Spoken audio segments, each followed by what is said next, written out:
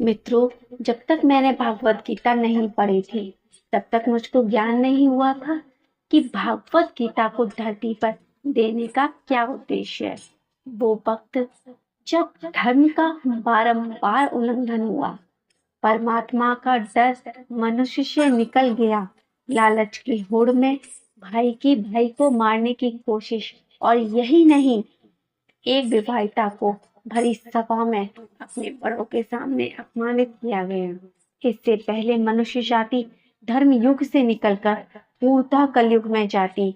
युद्ध की रणभूमि में युद्ध से कुछ समय पहले भगवान श्री कृष्ण द्वारा सबसे बड़ा धर्म युद्ध महाभारत की रणभूमि कुरुक्षेत्र में अर्जुन को भगवान श्री कृष्ण द्वारा मनुष्य जाति के कल्याण के लिए गीता ज्ञान दिया गया। तो मेरे साथ आनंदित होकर बोलिए, हरि बोल। श्री भगवत गीता का पहला उद्देश्य यही है कि यदि कोई आपका अपना है या कोई आपसे बड़ा है, इसका मतलब ये नहीं कि अपने प्रति उसका गलत व्यवहार सहें। ये हमें कभी नहीं करना चाहिए। गीता का ये उद्देश्य हमारे जीवन से भी जुड़ा है। हम अपने मन के अधिकतर तकलीफों को ये सोचकर सहते रहते हैं कि ये तो मेरा अपना है, ये तो हमसे बड़ा है, हम इसको कैसे मना कर सकते हैं, रिश्ते खराब हो जाएंगे। लेकिन पूछिए खुद से, वो व्यक्ति आपका अपना कैसे हो सकता है जो आपकी तकलीफों की बचा हो। अपना वो होता है जो हमारी तकलीफों को दूर कर दे। तो गीता का ये उपदेश है कि किसी को भी अपना फायदा न उठाने दें, क्योंकि आप जितना सहेंगे, लोग आपको उतना सहने के लिए मजबूर करेंगे।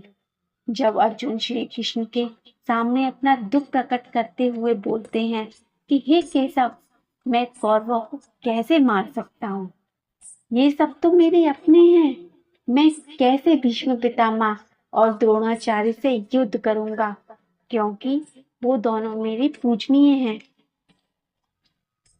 इन गुरुजनों को मारने से अच्छा है कि मैं भिक्षा के अन्न को खाकर अपना जीवन यापन करूं। और जिन कौरवों से मैं युद्ध करने जा रहा हूँ, वो सब भ्रष्ट राष्ट्र के पुत्र मेरे भाई ही हैं, मेरे अपने ही हैं। इन सबको मारने से अच्छा है मैं सन्यासी बन जाऊं।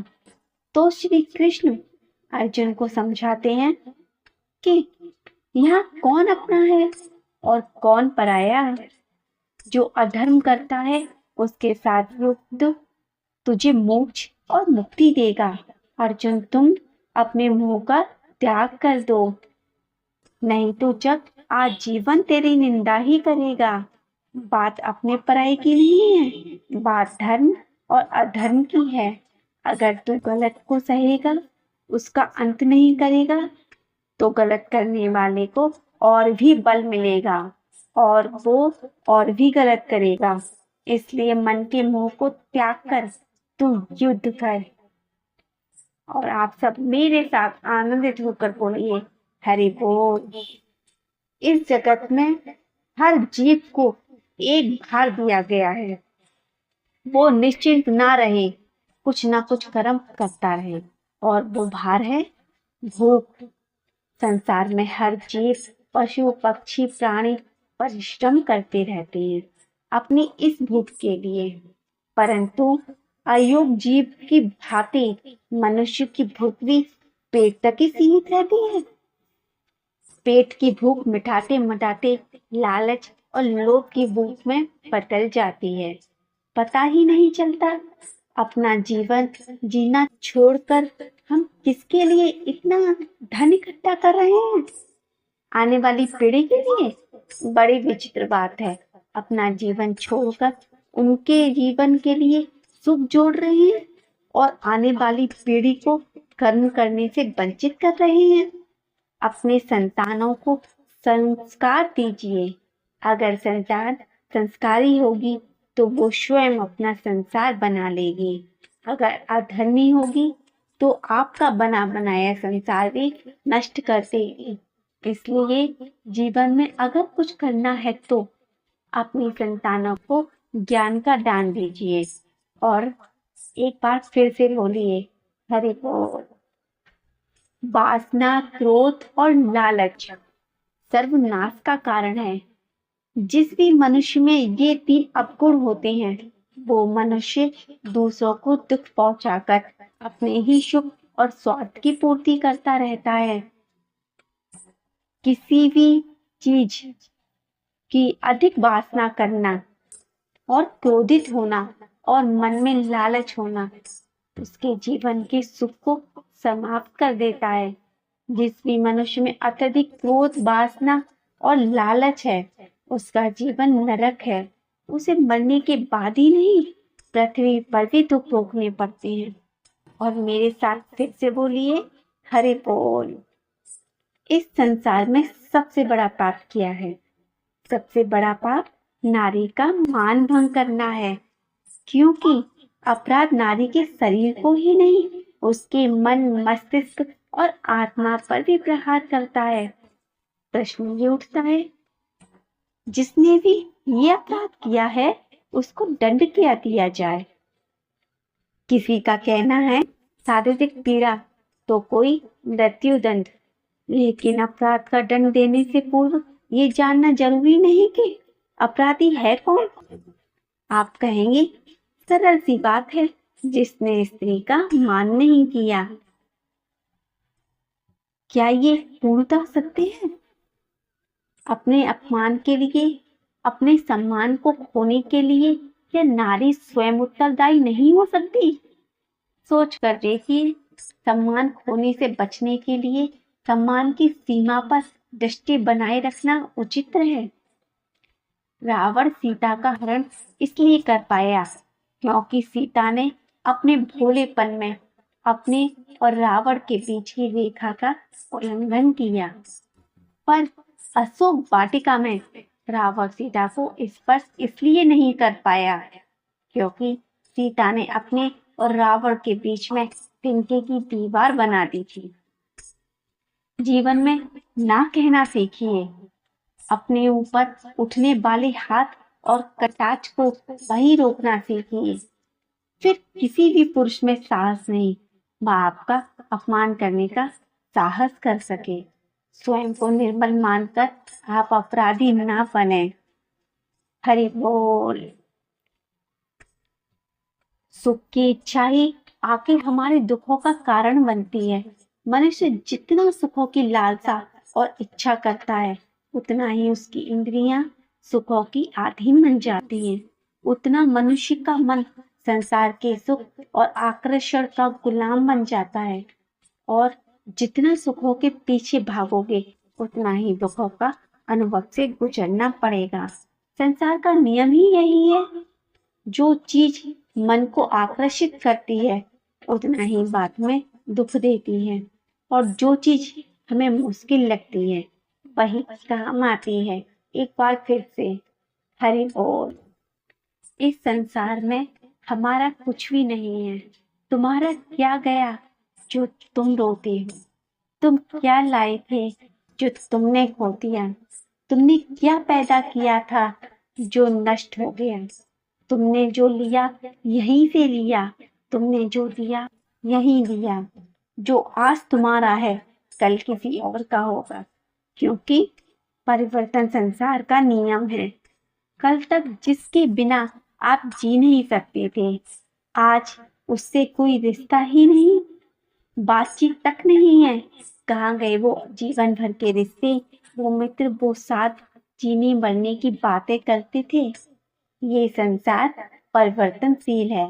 लोग यहाँ बदल जाते हैं, हर रिश्ता यहाँ बदल जाता है, और ये हमारा शरीर भी हर दिन बदल रहा है। बचपन से जवानी, जवानी से बुढ़ापा, और एक दिन शरीर साथ छोड़ देगा। फिर किसके लिए रोना और किसके लिए चिंता करना? हम सारा जीवन रिश्तों को, चीजों को बनाने में, संभालने में लगे रहते हैं, पर एक दिन सब कुछ बिखर जाता है। अपना सारा जीवन जिस संपत्ति, जिन रिश्तों को लेकर लड़ते रहते हैं, एक दिन हमें सब छोड़कर इस दुनिया से जाना पड़ता है।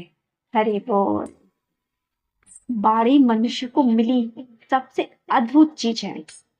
मनुष्य की ये बाड़ी है जो मनुष्य को सबसे ऊपर ले जाती है।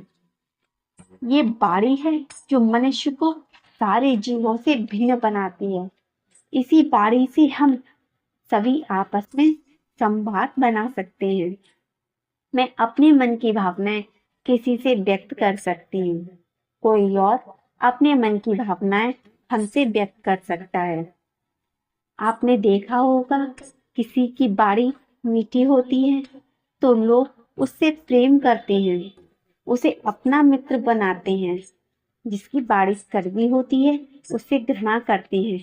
ये बाड़ी ही है जो भाषा बनकर हमारा इतिहास रचती है। परंतु क्या सच में हम बाड़ी के विषय में इतना सोचते हैं जितना हमें सोचना चाहिए? मनुष्य को बोलना सीखने में कितना समय लगता है?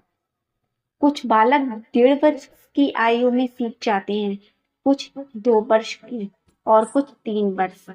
मनुष्य 2 वर्ष की आयु में बोलना सीख तो जाता है, क्या सच में बोलना सीख जाता है? इसे ध्यान पूर्वक ध्यान दीजिए। अपनी बाड़ी शुद्ध रखिए, बाड़ी को मीठा रखिए और इसी बाड़ी के साथ आप सब मेरे साथ इसी तरह जुड़े रहिए। हरि बोल। एक दिन एक व्यक्ति ने अपने द्वार पर लिख दिया, आज मैं बहुत दुखी हूँ, आज हमसे कोई मिलने ना आए। कुछ समय पश्चात उसका मित्र आया, उसने वो शब्द पढ़े और फिर भी उससे जाकर मिला। उसने कहा, मुझको पढ़ना तो नहीं आता, पर मेरे मित्र का ये दुख मुझे पुकार अवश्य रहा है। यही होते हैं सच्चे मित्र। कारण बस आप दुखी हैं, समस्याओं का हल नहीं निकाल पा रहे हैं, आप इस संसार से दूर जाना चाहते हैं, तब भी ये मित्र आपके साथ रहता है। भले ही कोई भी हल ना निकले, फिर भी साथ खड़ा जरूर रहता है। भले ही आपका दुख कम ना कर पाए, आशा की किरण जरूर दिखाता है। जब आप इसी संसार से पक जाते हैं, तब भी आपसे जुड़ा रहता है। यदि आज आपके मित्र आपके साथ हैं, तो उनका आभार प्रकट कीजिए, उनके महत्व को समझिए, क्योंकि एक बार आपने इन्हें खो दिया, पश्चाताप करने के बाद भी इन्हें वापस नहीं पा पाओगे। तो प्रेम से मित्रता निभाइए और मेरे साथ बोलिए, हरि बोल। आपके विचार से क्या कर रही हूं मैं? आप कहेंगे दीपक जला रही हूं।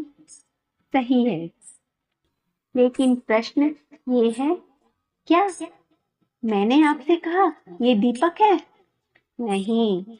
क्या इस दीपक ने स्वयं अपना परिचय आपको दिया? नहीं। आपने कैसे जाना ये दीपक है?